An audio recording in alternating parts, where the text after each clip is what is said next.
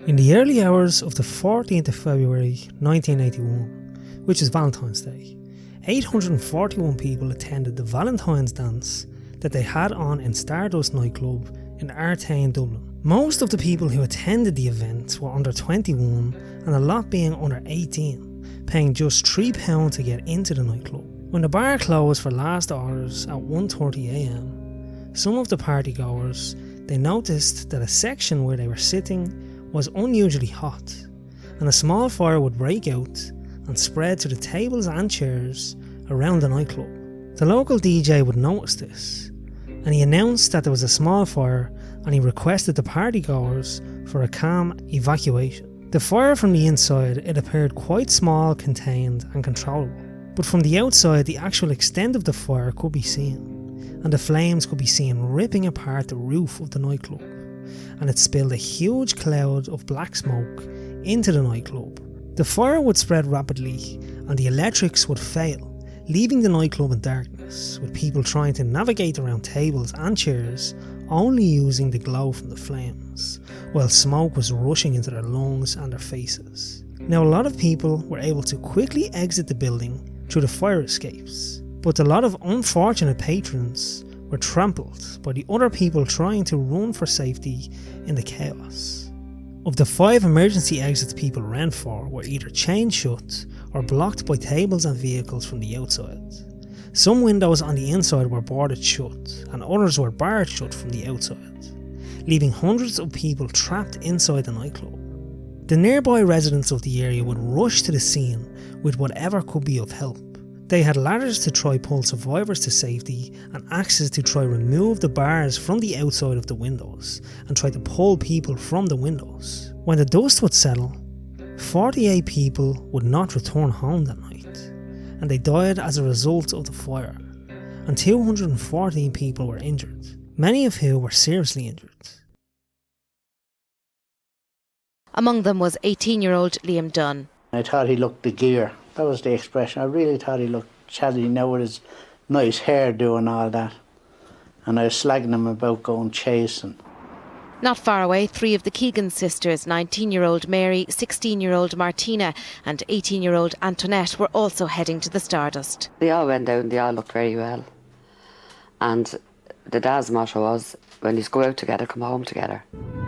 But disaster struck in the early hours of Valentine's Day. The lights went out. The teacher had said, can everyone please make their way to the exits as quickly as possible. That's when everyone was trampled on. They were tripped up, knocked down to the ground, ran over, and that's when the ceiling all started coming down on top of us. The ceiling just collapsed on top of us. We were on the ground and my last words was, oh God, help us. Mary and Martina Keegan were killed in the fire. Liam Dunn made it out alive. When his parents found him, he was in intensive care in the Mater Hospital. I went in, saw him in the bed, and that's the first word I said. Liam, you are alive. Thank God. He says, am I, ma'am?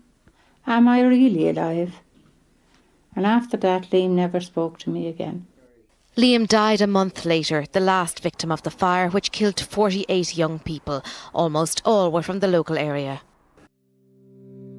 An investigation into the nightclub fire would begin soon after, and it was determined the fire was caused by arson, and this meant the owners of the club were not responsible and did not have to compensate, and the owners of the nightclub would be compensated by the City of Dublin for the damages to their property. After 30 long years of fighting, the survivors' families didn't give up, and there was no evidence of arson, and the deaths of 48 people in the worst fire in the history of Ireland have been ruled by a jury as unlawful killing. It was determined that the cause of the outbreak was due to an electrical fault in the hot press room. An examination afterward found a number of electrical issues, mainly down to bad corrosion and faulty wiring. It was the afternoon of October the 7th, 2002, a normal day in North County Donegal, in a small town called Cresslough. The unimaginable happened. At an applegreen petrol station, while people were paying for petrol, buying food from the deli and going about their day, a massive explosion would rock the town. It happened in one of the apartments above the petrol station, at around 3:17 p.m. On the forecourt, it's fairly straightforward because those people who were trapped, it's just a matter of taking debris off them and assisting them to we took them, put them in cars, we helped them up their broken limbs and one thing and another, and got them away and sat down. And then inside was a different scenario. There was people trapped inside. So this must really have hit you hard. I knew everybody in that shop. I knew everybody in the shop. It hits you hard, yeah. I don't know how we recover from this. This little village needs help for an awful long time. I'm lucky. I was saying to Colin, who was one of the first guys on the scene, his lasting memory is terrible. The first fellow that he tried to rescue died in his arms. But my memory's better because my memory's taking a little girl out, rescuing a little girl out, which is, and she's okay. That's my take home. That's what I'll hang on to. Up to 30 people are believed to be in the complex at the time of the explosion, leading to the deaths of 10 people, including a 5-year-old little girl. It was a suspected gas leak which caused the explosion, and CCTV from a nearby building showed the windows of the apartment on an upper floor being blown out and the building collapsing onto the lower floors, which included a post office and a hair salon.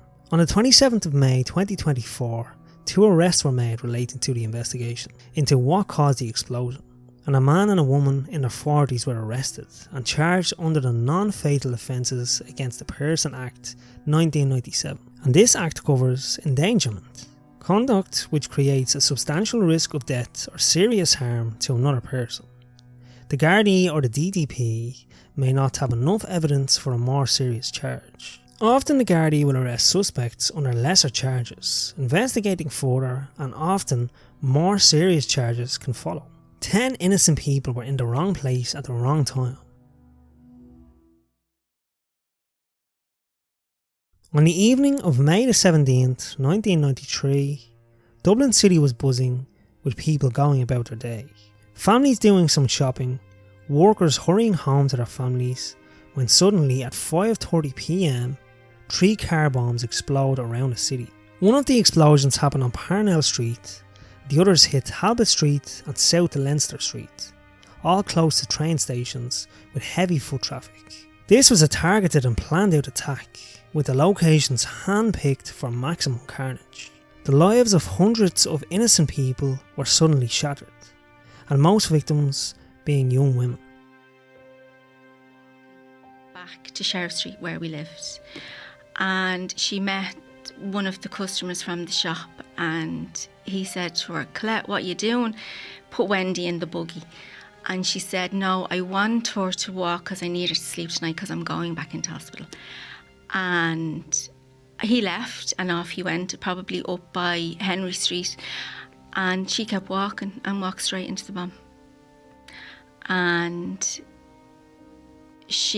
I was shielded because she was behind me and the buggy was in front of me. It was a Silver Cross buggy and I was in the middle, so obviously I was cocooned basically, and the buggy went one way and she went the other way and I was just left standing there.